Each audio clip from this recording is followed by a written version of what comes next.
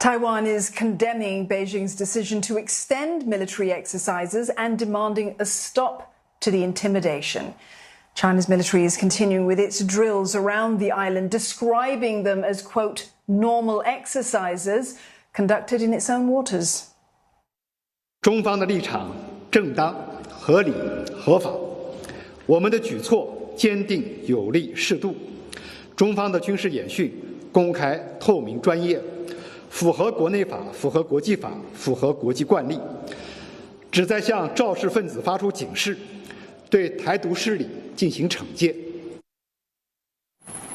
China says the new drills are focused on anti-submarine and sea assault operations. Now, Beijing launched days of unprecedented drills close to the island after US House Speaker Nancy Pelosi visited Taiwan. They were scheduled to end yesterday, but no official statement of their conclusion was made. Now, the island's foreign ministry accuses Beijing of deliberately raising tensions and continuing provocations. Taipei also vows not to back down. The island is expected to hold its own live fire drills this week, simulating a defense against an invasion from China. Well, for more, Olivia Young joins us now from Beijing. Olivia, good to see you. Any more details on China's continuing drills in the Taiwan Strait? Well, we don't have those operational details that we would be keen to find out on with these extended military drills. But what we do know and what is clear is that China is not letting up on its pressure on Taiwan.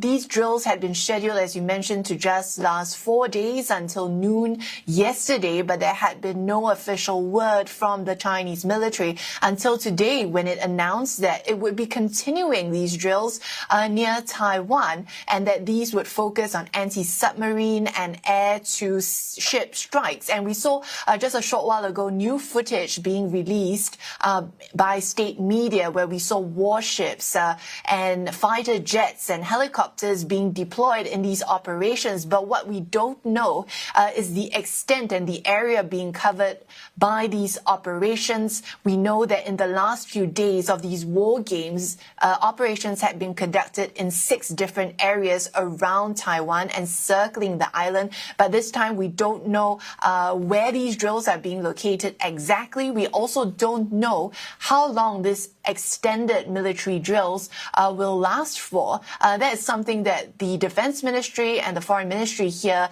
have not responded to. But when asked, the Foreign Ministry had been asked why China was continuing these drills. Did it feel like the last few days of war games was not enough? But the Foreign Ministry would only say that its position is justified, reasonable and lawful, and that its exercises are open, transparent and professional. But that also raised another question. The Foreign Ministry being asked whether this extension of its military drill was in line with international law, given that very short or no notice had been given to civilian aircraft and ships. This is what the Foreign Ministry had to say in response. 台湾是中国的领土，中国在自己领土的周边海域进行正常的军事演训活动，公开、透明、专业。中方的相关部门也已经及时发布了公告，这符合国内法，符合国际法，也符合国际惯例。 Now, don't forget, we are also seeing military drills taking place in other areas, like in the Yellow Sea, which is in the waters between China and the Korean Peninsula, and also in the Bohai Sea. So China definitely not letting up on this show of force. Military experts quoted in state media also making it clear that China would continue with regular military drills to the east of that median line in the Taiwan Strait, closer to the Taiwan island, which is unprecedented. Also saying that what happens next very much depends on how the US and Taiwan respond. Well, things looking very rocky. Ollie, bilateral relations between the United States and China have all but come to a halt. Beijing's cutting military dialogue, other partnerships with Washington. But there has been a pushback against that, some criticism against that move. How has China responded? China very irritated really by this criticism. It has said that it maintains that its military drills are justified and that it's meant to warn, it says, those who cause trouble and Taiwan independence forces. And it's really, it says, to safeguard its sovereignty, which it feels has been infringed on by this controversial visit by the U.S. House Speaker Nancy Pelosi to Taiwan. The Chinese Foreign Ministry also hitting out at that statement issued by U.S., Japan, and Australia, in which it condemned the military drills and the firing of missiles into what Japan says is its exclusive economic zone. Now, we do know that the relationship that China has with the U.S. and its partners has already been tense prior to this episode taking place. It views this, including this latest visit to Taiwan by the U.S. House Speaker, as part of a larger effort by the U.S. and its partners to contain China's rise. And so we see that the Foreign Ministry warning that the country should honor the commitments that it has made to the One China principle. The Defense Ministry here also hitting back at criticism that it has cut military dialogue. The Defense Ministry saying that it was the U.S. that had stirred up tensions in the Taiwan Strait, that communication needed sincerity, and it called on the U.S. to respect China's core concerns. This is where analysts say it's a worrying development given these heightened tensions, because in light of what is happening and what we have seen in these few days with this military show of force, they are saying the militaries of the U.S. and China should all the more be speaking to each other to avoid a miscalculation. A lot at stake. Ollie, thank you very much for that update. Olivia Young there in Beijing. Taiwan is going ahead with military exercises despite China's ongoing drills near the island. Leaders in Taipei worry that Chinese warplanes crossing the long-standing median line in the strait further undermines the safety of the island and the region. CNN's Victoria Jen with this report. Taiwan's military forces certainly remain on high alert, as China has decided to extend its drill to August 15th.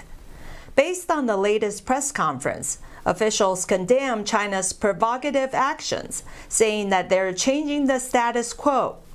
This, especially when its warplanes have crossed the median line, which has no basis in international law. But Taiwan insists there is the median line because it's a tacit agreement by both sides since the 50s, and it's considered to be the red line for Taiwan that must not be crossed. 这条线的存在呢，是一个事实。那中共这一次所发布的这个禁航区，每一个区域通通都在海峡中线以东，这个对我们训练空域的压缩，对于国际航班航路的这些相关的影响是非常重大的。Without the medium line, analysts warn that it would make Taiwan more vulnerable to a potential Chinese attack. So far, more than 100 Chinese warplanes and dozens of military vessels had been dispatched near Taiwan in the past 4 days. China has not only carried out military drills, it has also launched cyber attack and disinformation campaign against the island. As China extends its military drills, Taiwan's air and naval forces will continue to stay on the highest alert. Victoria Jen, CNA, Taipei. Australia's Foreign Minister Penny Wong and her Latvian counterpart are calling for restraint and de-escalation in the Taiwan Strait. Ms. Wong says that it's crucial for temperature in the region to be lowered. Australia continues to urge restraint. Australia continues to urge de-escalation, and this is not, something that solely Australia is calling for. And the whole region is concerned about the current situation. The whole region is calling for stability to be restored. Visiting Latvian Foreign Minister Edgars Rinkovic echoed Ms. Wong's sentiments. He was in the Australian capital, Canberra, for the opening of a new embassy. The Latvian leader had drawn parallels between Chinese military assertiveness over Taiwan with Russia's invasion of Ukraine.